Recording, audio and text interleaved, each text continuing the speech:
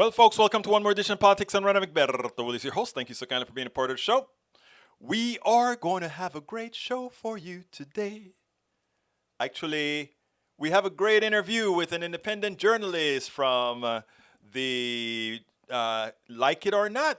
Told you I was going to have her on today. I'm going to have Rebecca Azor on today. But beforehand, let me talk to my peeps. Michael Rudnin, welcome aboard. I see that you have your pieces out already and early. Alex corporate founders are complicit in state-based assault on voting rights and democracy. More than 300 voting rights groups and their allies demand the corporations cut ties with the American Legislative Exchange. I've been talking about that organization for years. If you take a look at why all these different bills look the same from state to state, that is the organization that keeps it together. ALEC. ALEC. ALEC. Remember that name. ALEC. Okay, America's dynastic super rich are rigging the rules to protect their power.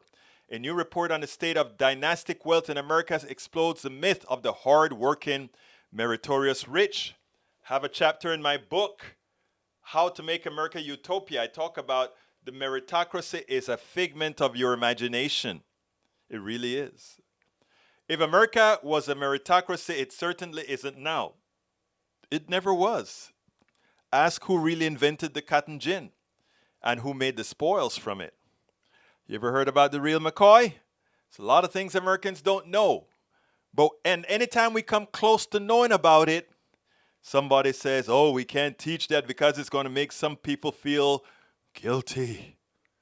Oh my God. Oh my God. I'm not going to finish reading that one. It's pretty long. The political establishment doesn't want you to know the economy is rigged. Hey, Democrats, don't go after the whistleblower. Go after the tax evaders and the corruptors. I'm with you, Michael. I'm with you, Michael. ProPublica's bombshell story, which we covered, about the financial malfeasance of the richest Americans, has stirred bipartisan outrage in Washington. I don't know how bipartisan that is, brother. I don't. Prove to me that it's bipartisan. I haven't read your article. I'll read it later. Earth is now trapping unprecedented heat. The amount of energy that remains trapped in the planet accelerates global warming. The amount of energy trapped has doubled in the last decades, aiding to rapid global warming. A recent study has revealed, according to an international team of scientists, including NASA and NOAA, the planet's climate is determined by Earth's energy imbalance, which means the difference between the amount of energy the planet receives from the sun and the amount it radiates back. And here's another issue. A lot of people don't know this, right? But the reality is, what you see happening is that, how should I say this? What happens is when ice melts, right? The color of the water is darker than the white ice. So when you go to the poles and you see more water as opposed to ice, the white ice used to radiate the heat that comes onto it as light that then gets transferred to infrared. Well, the infrared, it reflected it back out. Not anymore. Black is a color that absorbs more infrared heat. So it goes ahead and it's claimed in the body. So in effect, the water itself becomes a heat sink, where ice wasn't. So, science. So when you hear those people talk about, oh, well, when it melts the ice, we're going to have a clear route across, tell them the truth. U.S. likely to claim hottest place on Earth as heat tightens grip on more than 100 million. Dozens of daily heat records have been shattered, including several all-time records. Predicted hundreds more could fall this weekend. I know. Sad but true. Egberto, there was a video you tagged me in. Yes, you tagged me in a video. I didn't see the video yet. I didn't have the time to really go up and look at it. But based on what you told me it's about, I know about... it was funny when Biden talked about getting involved with other people's election. You were absolutely right.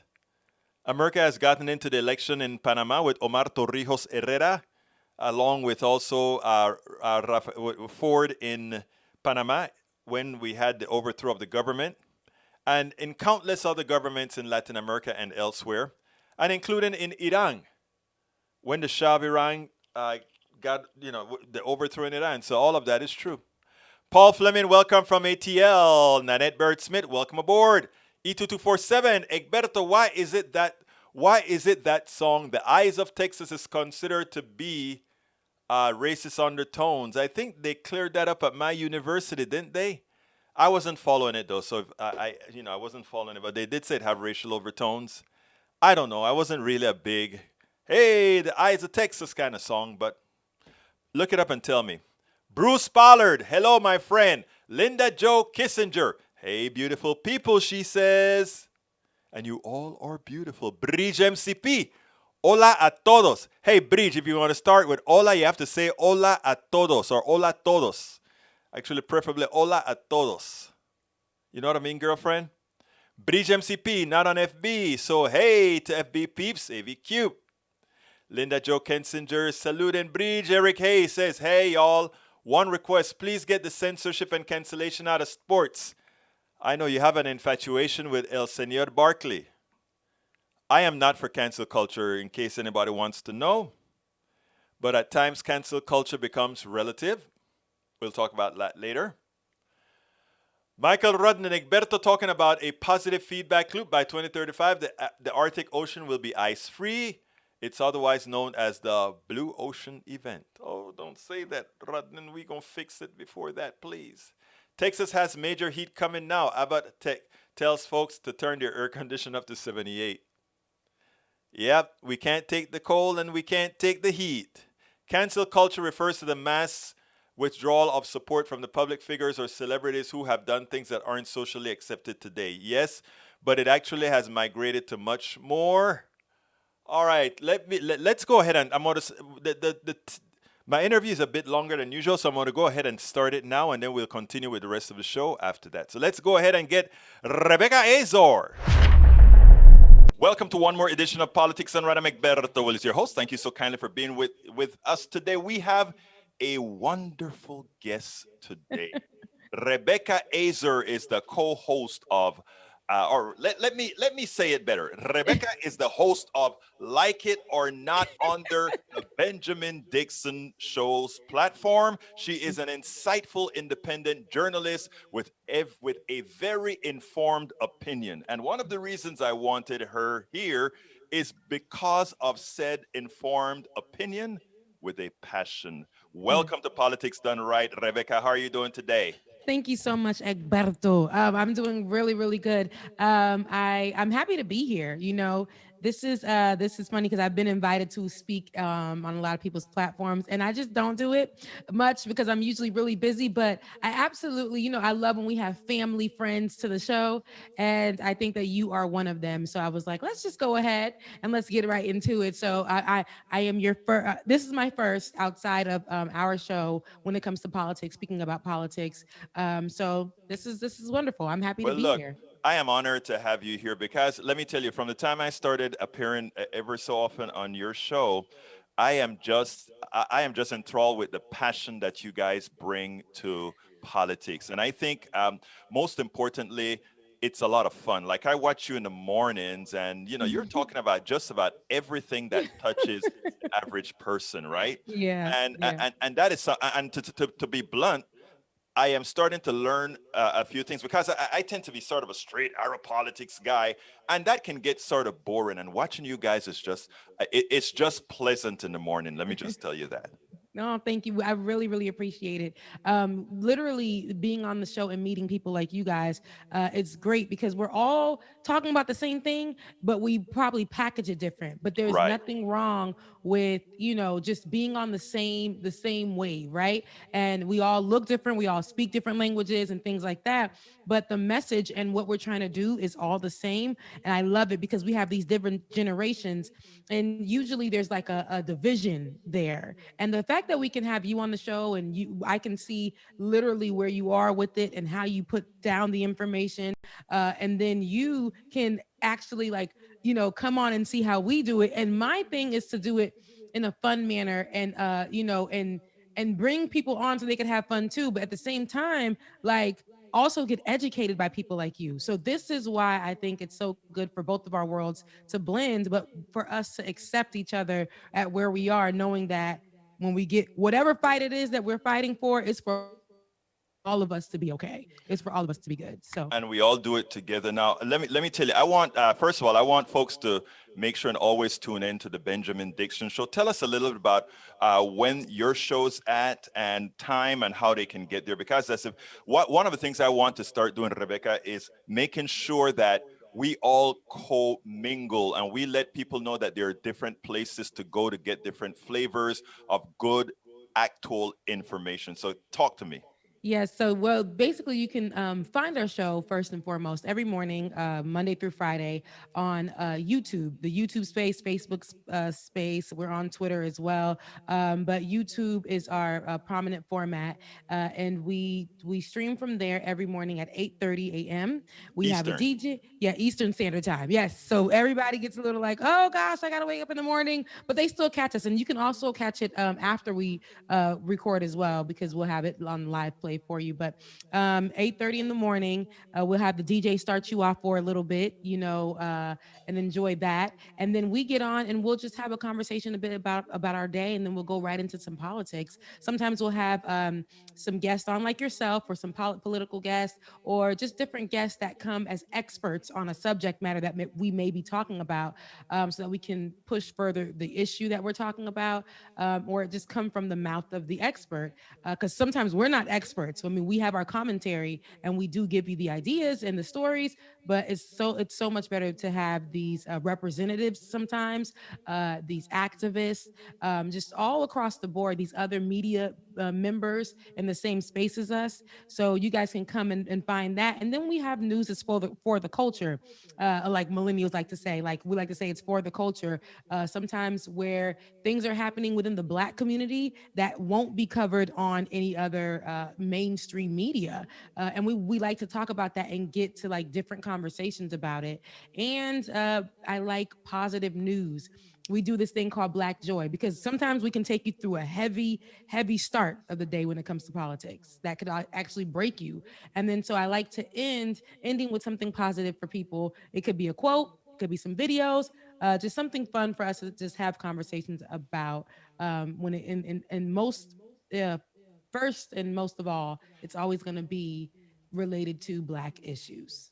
So Well, let me tell you, I want the audience to know a little bit about Rebecca Azor. So give us a little bio about Rebecca, because I mean, like I said, when you listen to your commentary, you actually see that you are everybody's woman. In other words, you go out there and people can feel that the things you talk about are things that they are going to live through. I heard you talking yesterday when I was on your show about what you went through, some tribulations you went through at the job, etc. So tell me a little about you first, and then I'm going to ask you a few questions about that as well. sure thing. So, me first, again, my name is Rebecca Azor. So, I am Haitian. I come from, I'm a product of immigrants out of Haiti, and I am a journalist, right? I went to Florida A&M University, which is a predominantly, it's a great, I call it the number one HBCU in the nation. It's a predominantly Black school, historical Black university out in Tallahassee. And I had the blessing of going to that school where I got a degree in broadcast journalism. And I used to do local news there. And I also did the local news for the school. I did the local news for the local news station there. And I also did radio. Coming out of there, I left and I moved to New York, and I started working for like reality shows and working with them and fashion journalism. So I'm all across the board.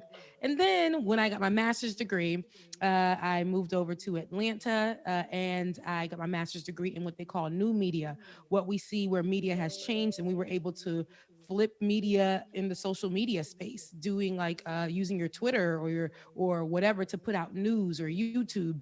So I got my master's degree in that. So I'm well versed all across the platforms when it comes to media and journalism. And so I partnered with Ben. We used to work at this company. That's when I got into politics. I was never really into politics. I was just used to, as a journalist, regurgitating the news, not really being able to have an opinion, because how they frame it is, you have to be unbiased at all times. Although I wasn't realizing that some of these companies that I was working for had picked a chose a side, which made them biased. And sometimes I was complicit and I didn't understand at the time with the stories that were being told. And I Becca, wanted to see. I want to break you 1 second. Yeah. Please remember your trend, because you just made a very, very important statement that I want our audience to realize. When Yeah. Rebecca says that she in old media, it was always spoken about, we have to be completely unbiased. In other words, this person says, the other said. But what she realized is that there was implicit bias in what was actually chosen as the story. So Yes. that stuff about the media being unbiased was never true. Hmm. Sorry to interrupt. I just wanted people to understand that, because it's a very important point you made there, my friend. Yeah. Yes. And I say that because it's something I had to learn as a journalist, and I have so many other journalist friends who had to learn that as well.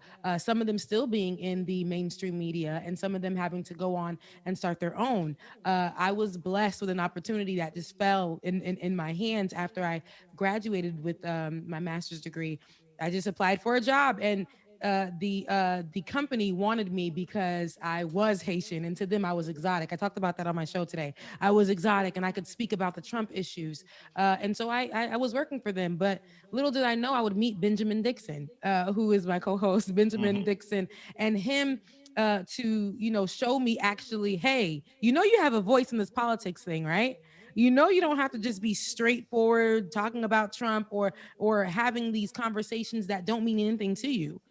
You have, because outside we'll have these conversations. He said, if you feel this way, change your stories to that so you can speak and have your opinions.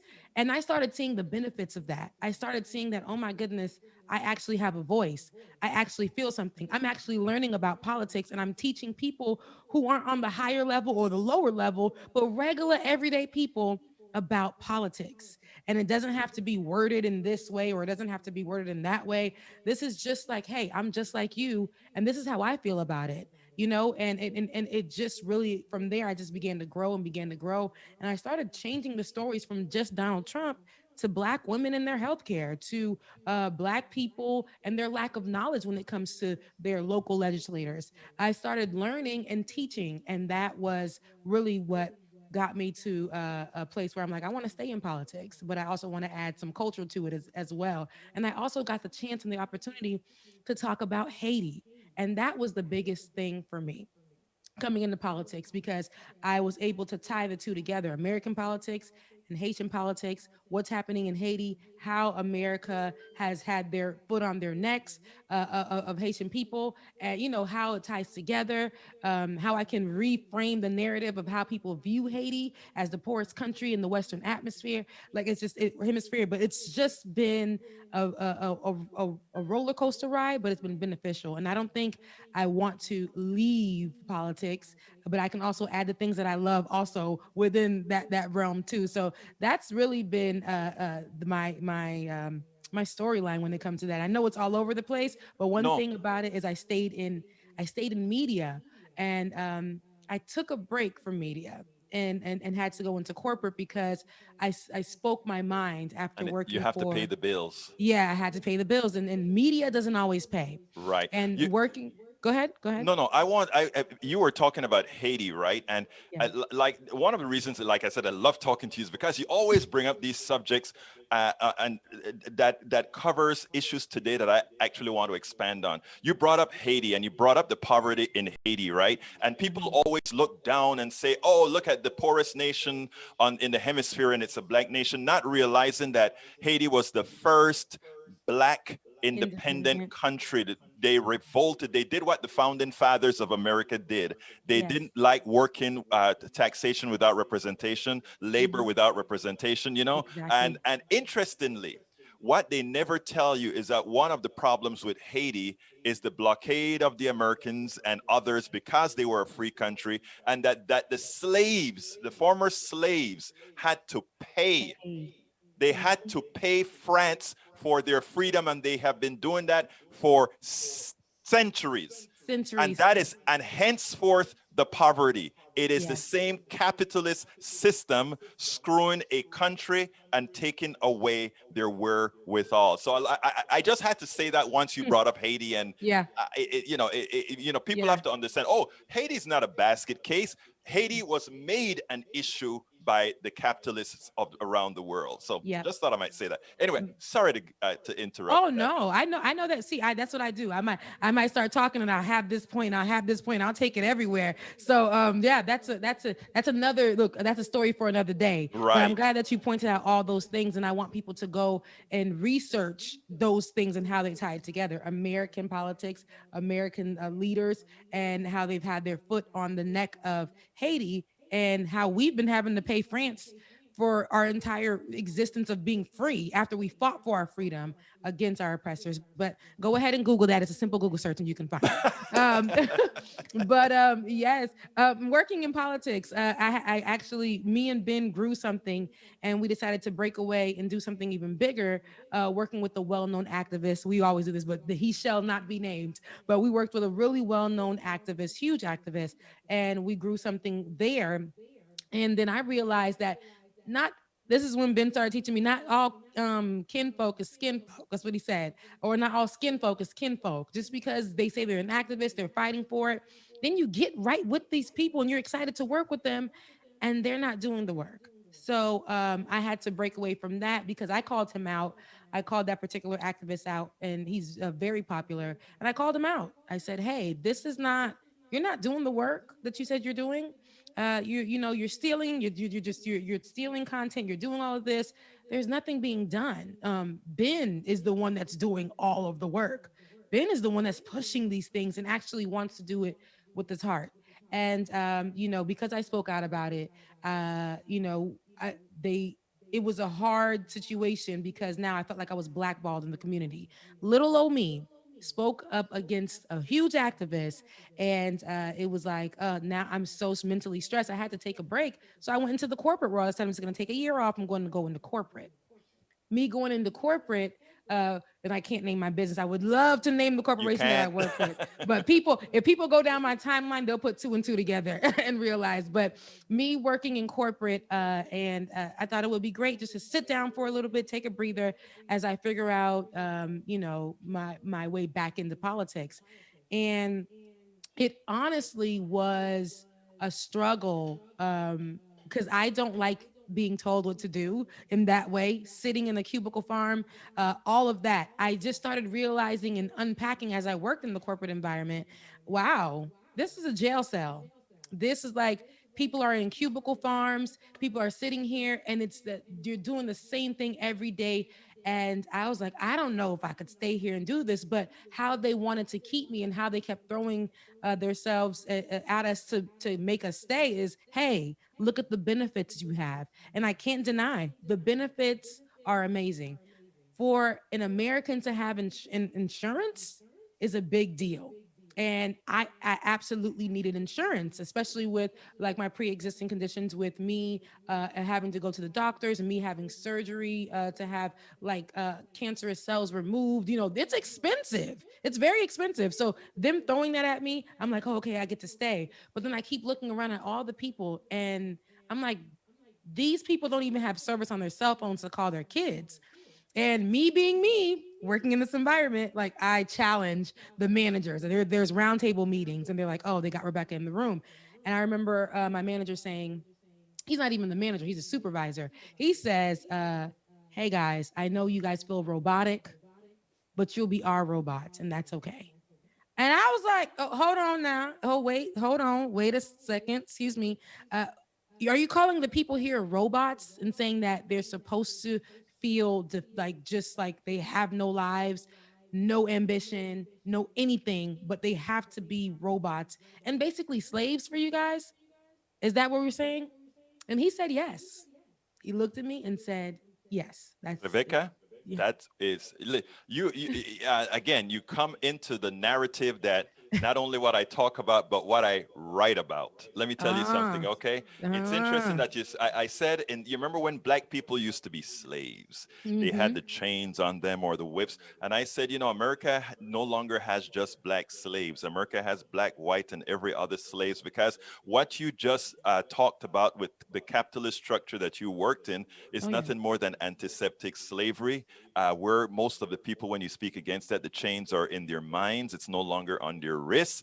It's Mm-hmm. the chains in the mind. And what Yes. what you what you do with your show is unchain the minds. Mm-hmm. And that is what is so important about having your presence there. Yeah. There are too many of us who just abide. Too many Mm-hmm. of us who just acquiesce to the system, and Yeah. that's why it has lasted. And that is why I'm so impassioned with meeting folks like yourself and Ben and others that are out there educating other people, because that is how we are going to make a difference, not just for a few people, but as you merge these audiences and you go out there, you're talking about people listening and they're saying, wait a minute, Rebecca is a young woman just like me. Maybe I can be inspired Yeah. by her. Yeah. Yeah. And Egberto, like, let me tell you something. I used to be somebody who had a chained mind. That's something that I was like, that's just a systemic thing. You don't even know that you're just going through every system from when you get to school, when you're being educated, and you're just going through. You don't even know that this thing is just naturally coming to you. I thought you were supposed to look a certain kind of way, talk a certain kind of way. At one point, I used to get, oh, you talk so well for a black person. And then I would tell them that I'm Haitian. They're like, "Oh, wow. And you speak another language? Wow." It was just all of that. And I thought, wow, I'm not normal. I have to, I can't be myself when I go into school. My father used to tell us, don't you go there and speak Creole because you know how they're going to do you. They're going to put you in Esau. They're going to put you in those programs where it's for kids who don't speak English. Things like that. They're going to cap you. And I went through the system doing that. Like they would do that to me. And then finally, when I got to college, it wasn't until I got to the HBCU that I was taught to break free from that mindset. They made us read a book called The Lies My Teacher Told Me, where I actually was taught about who actually how Columbus didn't found anything. He didn't there was nothing that man founded, but we celebrated him every year in our Right. education system. And so for me to break free of that, and then for me to go into the media space and have to break free of how I was taught to be in a media space as well, I wanted to show people that as like, hey, you can be unchained, you can still Girl, do the work and still be okay. It doesn't matter how it's packaged. If you're doing it, if you're doing the right thing, it'll all fall together.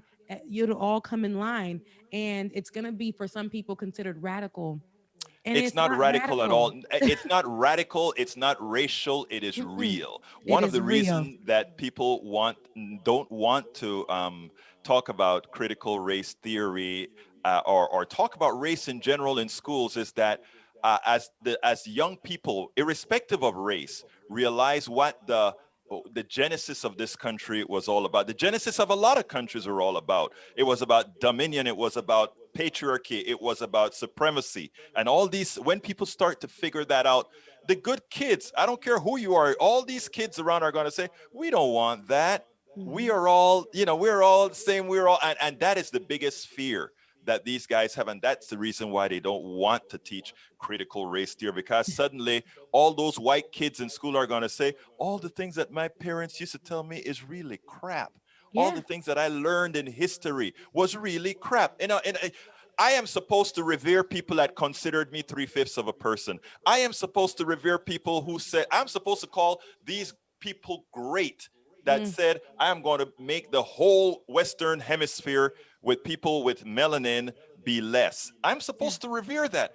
I am supposed to revere that. Oh, well, Columbus discovered America. I'm supposed to revere that somehow it was great to throw Indians off their land, sign a treaty. I'm supposed to say that we follow the law when we sign a contract with the Sioux Indians And when we find gold on the Black Mountains, we kick them off the land. Hmm. We, if we are truthful, and this is not anything against any individual person, this is against a Yeah. system. And if we don't learn these things, we are not empowered. And again, uh, you, Ben, and your cabal. I love DJ Triple X. Love DJ Triple X. He keeps me going, man. But but let me tell you, that is what we do. So look, Rebecca, I wanted you on. I wanted your spunk. I wanted your spirit. I wanted to make sure that people know who you guys are. I Oh. ask one question at the end of every interview that I do, and I say, tell me something that I should have asked you that I didn't. Oh, this is such a good question. Um, let's see. Mm. Well, this is a simple one. This is because it's like it follows the get to know me. What are other talents that I do or have beyond media? Right. Okay.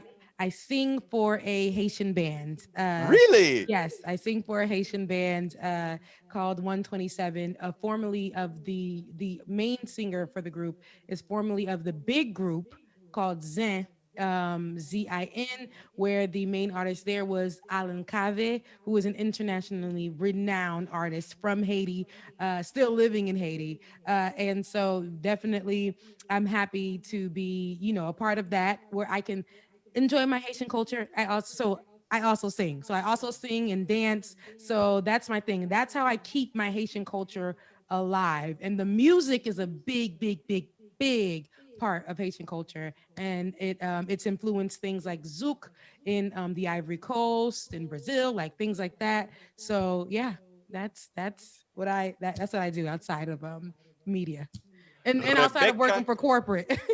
Well, but you know what? Pretty soon, when folks realize that like it or not is deserving of patrons through the gazoo, just like we here at Politics Done Right are trying to get patrons Oh through the yeah. gazoo. Oh Uh, yeah. People are going to start. I think in the long run, we all get the support that we need to keep these types of platforms going, and then you're going to be able to say "Corporación, adiós." You, Yes. Con Cor- corazón, adios. Adios. But look, Rebecca Azor, co host of Like It or Not. Look, it's been my pleasure to have you on board. Thank you so kindly for being with us. And we are going to talk again because you know what? There are certain subjects that are going to come up that I'm going to say I got to get you on to put some context on that subject. Thank you so kindly for having been on Politics Done Right. Thank you so much, Egberto, for having me. And I can get to talking. So, that like when you come on our show, I come on yours, and we just get the conversations going. You Thank you got so that much. right. Thank you so kindly. All right. You have a good day. Man, I love her. She has so much spunk. When I'm on their show, it is all fun because she keeps things going. She keeps things going. Anyhow, we have a great continuation of the show, but since we are more than halfway, this is a time that I say, guys, if you are on YouTube, please support us by clicking that join button to become a part of our PDR posse. If you don't see a join button, or if you're not on YouTube, you can go ahead and click this button right here called politicsdoneright.com/YouTube, politicsdoneright.com/YouTube. That is a way for joining our PDR posse, currently run by the one and only Bridge MCP, who also designed our cups. And how do you get our cups? You get our cups by that link that I have on the screen. And what does our cup look like? Do you really have cups and our mugs? And do they look good? Look at what Bridge designed. Please join our PDR posse. Just click on that join button in the YouTube screen, or click on that link that I just put in the link, politicsandright.com/YouTube. Folks, we need 1,000 members. We're at 278 as of this morning. I think we're still growing. We're at 278. We need 1,000. And Patreon, we need 1,000 as well. politicsandright.com/Patreon, Patreon, politicsandright.com/Patreon, Patreon. I think we're only at 127. We probably, every now and then somebody's credit cards go crazy. You have a lot of those credit cards. Some of them are going to fail. And Patreon, I think that's a message I got on Patreon. A few of them have failed this last month. Please join our Patreon as well if you can. politicsandright.com/Patreon, Patreon. That is between you and Patreon. I see nothing. I don't see your information or anything, whether you come to us through PayPal, YouTube, or Patreon. I see nothing about your personal information. That is between you and PayPal, you and Patreon, you and others. Okay, let's see. And you can support us also via PayPal, politicsandright.com/PayPal, politicsandright.com/PayPal. If you shop at our store, if you buy our books at our store, I'll sign the book and send it with a bumper sticker. Bumper sticker. You can get our books at politicsandright.com/store. But if you want to go ahead and get our books directly from Amazon, all our books, including the audio books and everything else, can be found at politicsandright.com/books. Politicsandright.com/books. Whatever you get from us, what you're doing is you're supporting the whole enterprise. And later on, I'm going to be coming for, I think we're going to have a GoFundMe for some mobile equipment. I think October, we're going to be trying to do the new net routes and all that kind of stuff. So we'll talk then. But anyhow, I want to thank you guys that are diligent and continual supporting. This is hard work, and we want to bring more people in. One of the other goals that I have, there's the Ben Dixon show and Rebecca with Tell It Like It. I mean, I Like It or Not, and a lot of other shows. One of my goals is to get all these different groups loosely connected. And the reason I say loosely connected is so that nobody loses their oomph, right? Nobody loses who they really are. And everybody likes a certain kind of audience the audience like a certain person or whatever. And the idea is to supersede what's being done by the corporate media, which really does a lot of misinforming or not informing. I shouldn't say misinforming. The misinformers are OAN, Fox News, and Newsmax. Those guys, though the messages coming out of them for all practical purposes is worthless, except for the news section of Fox News, which they kind of hide. Mostly they hide. But the rest, it's not worth it. And what we want to do is we want to be that alternative. And we want to also bring in our conservative brothers and sisters. That's what we want to do. And so far, we've been doing a good job of it. I have some emails from some conservatives that kind of got on my case for saying a few things about conservatives. And I'm going to have a personal talk with them later on. Anyhow, did I get everything in? Yeah, I think I got the books and I got everything in. Okay, folks, you can go ahead and again, click on the join button to become a member of our PDR posse, or go ahead and go to politicsandright.com/YouTube, politicsandright.com/YouTube. Let's see, what is Eric saying? Eric says, come on, Egberto, call your left. Hey, wait, weren't you and I supposed to get some coffee pretty soon? Eric, I got to straighten you up when we get some coffee. Because there are a few things that I hadn't had the time enough to really shake you up on. Here, my conservative brother. But I need to give you a little shake up, brother. Let's see. Faravet. Let's go ahead and talk about Obamacare and the Supreme Court. Once again, and this is conservative Supreme Court now. And they could only get two of the conservatives who were willing to do the evil thing and take health care away from Americans. It just shows you that evil has a limit. The evil of the right actually has a limit. Check this out, and then we'll take it on the other side. Obamacare lives. The Supreme Court is still attempting not to look at it as it is just a right-wing, bat crazy court. But rest assured that it didn't win because of the politics of the Supreme Court. It probably won because of the politics of pragmatism, and a loss of Obamacare right now would have ensured the entire defeat of the Republican Party in 2022, because what we would run on is the Republicans have taken away your health care and they are going to let you die. Check it out, and then we'll take it on the other side. For the third time, the U.S. Supreme Court has spared Obamacare from challenges, this time from a group of red states who said the individual mandate was unconstitutional and could not be upheld as a legitimate use of Congress's taxing authority because Congress had later set that tax penalty if you didn't buy insurance at zero. But today, in a 7-2 decision, the Supreme Court simply says that the states who challenged it didn't have the legal standing to bring this case. In other words, they've thrown the case out without ruling on the underlying issue. They basically say that the red states didn't demonstrate that they were injured enough by the Obamacare surviving to be able to bring this challenge into court. Now, the Supreme Court in recent years has been very picky about groups that can come into court, what's known for the lawyers as legal standing, and that's the basis of this decision. So this is not a decision on the merits. This is simply a decision saying these states didn't have the legal standing to bring this case. So what this does is it means that in the future, other states could try again this same legal challenge. And if they can find enough ways to get people together and cobble up another case, Obamacare could face yet another challenge. But for now, Obamacare survives again, a 7-2 decision from the Supreme Court rejecting this challenge without ruling on the underlying case.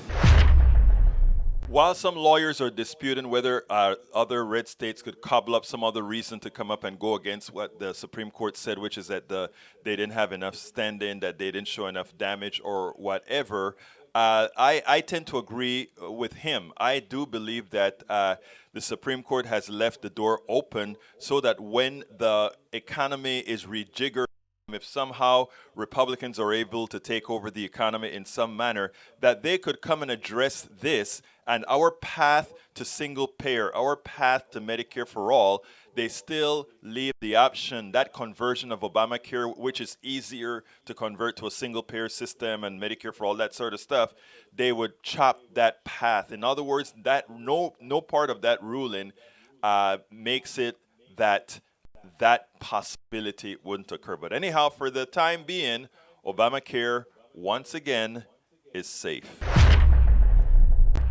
For the time being, again, Obamacare is safe. A lot of the more experts think otherwise. I just know that, at some point, things don't really matter to the Supreme Court. They'll change the laws just like they have recently. Anyhow, did you guys know that our good old JFK actually liked something to the effect of Medicare for all or what's going on in Europe? You know, we've been having this fight for a long time. One of the reasons that we got the Powell memo to indoctrinate people, why we got the Heritage Foundation, the Cato Institute, all these organizations were formed to really indoctrinate and lie on the conservative side. In other words, they understood that as people became more intelligent, as Americans became more intelligent, what happened is they started asking a lot of questions. Why is it that I work so hard and the profits that are made from my labor goes mostly to some shareholders? You know, there's a chapter in my book, the new book, I don't have the time to look it up right now, where I talk about what economist Milton Friedman said, the guy from the Chicago Boys, the one that destroyed the economies in Chile and Argentina and other places, right? And what happened is this guy said it is the fool's errand for businesses to have any thought about being socially responsible. He said the executive's sole purpose is to make money for their boss. And who is their boss? The shareholders. And you do nothing about clean environment, nothing about good social values, nothing about taking care of employees. That's not your job. Your job, this is a capitalist system. Your job is to maximize the profit of the shareholder. Nada más. Nothing more. Punto y final. Even our good old JFK, the one fairly progressive person that folks on the right like to like, was on our side. Check this out. in England is entirely different. In England, the entire cost of medicine for people of all ages, all of it, doctors, the choice of doctors, hospitals, from the time you're born to the time you die, are included in a government program. But what we're talking about is entirely different. And I hope that while he's here, he and Dr. Spock and others who have joined us will come to see what we're trying to do. The fact of the matter is that what we are now talking about doing, most of the countries of Europe did years ago. The British did it 30 years ago. We are behind every country pretty nearly in Europe in this matter of medical care for our citizens. And then those who say that this should be left to private effort. In those hospitals in New Jersey where the doctors said they wouldn't treat anyone who paid their hospital bills through Social Security, those hospitals and every other new hospital, the American people, all of us contribute 1/2, 1 or 2/3 for every new hospital, the national government. We pay 55% of all the research done. We help young men become doctors. We are concerned with the progress of this country. And those who say that what we are now talking about spoils our great pioneer heritage should remember that the West was settled with two great actions by the national government.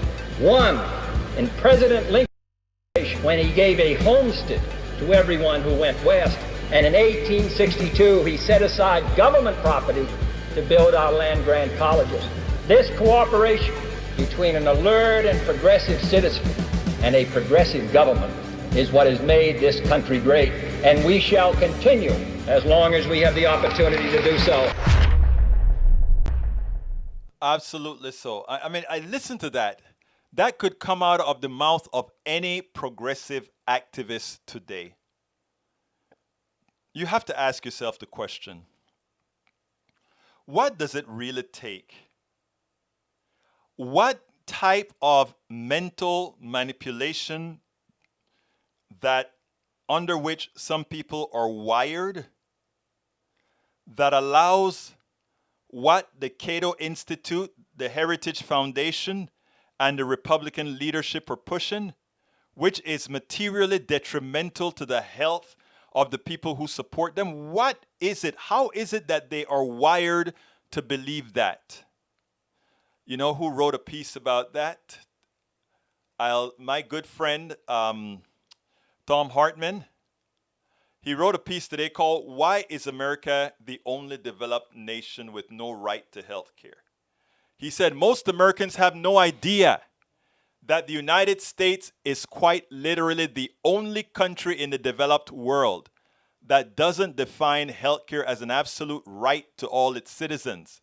That's it. We are the only one left.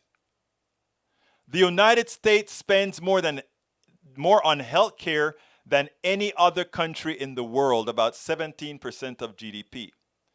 Switzerland, Germany, France, Sweden, and Japan all spend 11%, and Canada, Denmark, Belgium, Austria, Norway, the Netherlands, the United Kingdom, New Zealand, and Australia all come at 9.3 to 10.5%. You know what the differential is, people? We are all Western countries with the same kind of Western illnesses. You know, where that vast amount of money, the difference of that is trillions of dollars. You know where that money is? That is your money going into the pockets of those insurance owners, insurance company owners and executives, the hospital owners and executives, the medical supply owners and executives. That's where all that money goes. That's several trillion dollars of yours. When all those people that went bankrupt because they couldn't pay the medical bills, that's where it goes.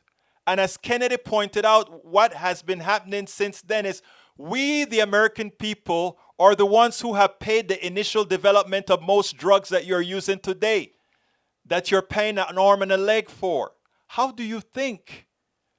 How do those that just want to say Medicare for all is socialism and you don't get to choose your doctor, you don't get to choose? It's a lie. You don't get to choose your doctor now. if you have private health care. If you have Medicare for all, you do choose your doctor. You have Aetna or one of these, they choose which doctors you can choose from that they will pay. And we can't see it. We are so ideologically blind. The right has been taught to hate so much that they can't see straight. They cannot see.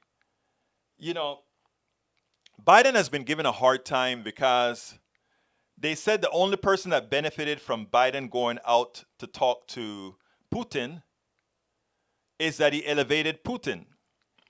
Putin has a very small economy, smaller than Italy, smaller than California, smaller than Texas. Putin does.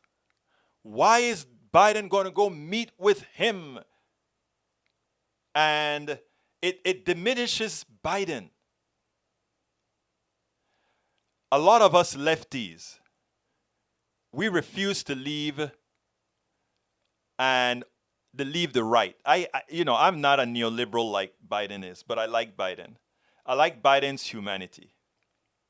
Because what Biden sees is the following.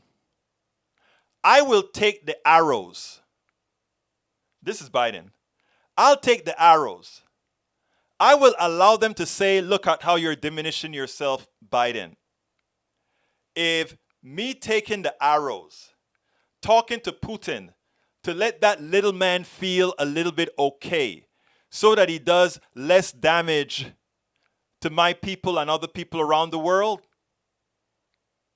I'll take the damage. For those of you who are Christians, and I'm not, I'm a humanist, but for those of you who are Christians, Jesus Christ, according to your literature, got nailed to the cross or nailed, whichever religion, either nailed to the cross or nailed to the stake. He didn't have to be. When those nails were going through, according to the history, he could have made sure he felt no pain or whatever, but he chose because he could, according to legend, to do it because he cared so much about others. And I'm going to give that to Biden. Biden didn't have to do Putin. He really didn't have to do Putin. He didn't have to. And I think in doing so, he comes out. People are going to say he elevated Putin, which is true. But he comes out a bigger human than Putin did. Now, when it comes to us dealing with those of us who can, I'm not saying everybody should. I will take the strikes from my right-wing brothers and sisters. I'll allow Daniel Ledo to knock me verbally and say whatever he wants verbally. Notice I said verbally. Verbally as much as he wants. And I'll try to convince him of things otherwise. I will. Because as I have in my other book, it's worth it. It's worth it if there are 1,000 right-wingers and I can get to a couple hundred. That's all I need. Because that couple hundred eventually will become a metastasizing event to others as well. Daniel says, okay, Berto, let's say I agree with you, your math argument about universal health care. Am I still blind if I oppose it on philosophical and ideological reasons? Yes, you are. If you agree with me on math and you disagree with me on philosophical and ideological reasons, and that those philosophical and ideological reasons get people killed, you're wrong. That's what I'm saying, Mr. Ledo. For me, it's not about ideology in the case of saving people's lives. It's about saving people's lives. That's what it's about. It's about in Texas having over 2,000 people getting killed by Republican policy every year. That's what it's about. When I call the Republican legislature murderers and assassins, I am not saying that, I'm not biting my words. I consider every single Republican politician who voted against the Medicaid expansion to the Affordable Care Act killers, murderers, assassins, because they know their actions are going to get their fellow Texans killed. What our governor Abbott is doing with ERCOT is criminal. This summer, dozens, if not hundreds, of Americans will die. Hundreds of Americans will die because we put the profits of those corporate animals ahead of humanity. And with respect to abortion and a woman's right to choose what to do with her body, that is a personal decision, and that has to do with what is and when does life begin. We have a distinct definition of when that begins. I don't know what yours is. I know what mine is. But that is not for me. That is for the woman, for which her body is used as an incubator for other cells. That's not my doing. I leave that to the woman. And if you think it is your choice or your ability to tell another woman what to do or what she can carry in her body, that is not only presumptuous, that is wrong, that is evil. Period. Punto y final. Punto y final.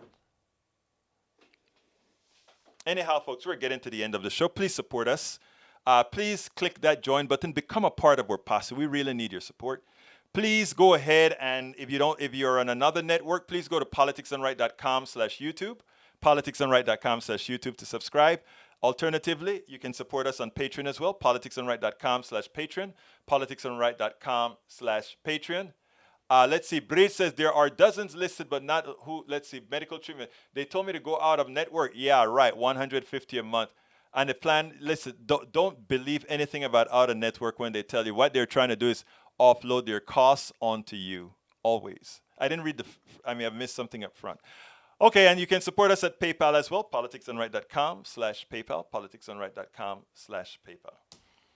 I didn't get to read all of your stuff today, my dear brothers and sisters. You know, sometimes I get into the pontificating mode.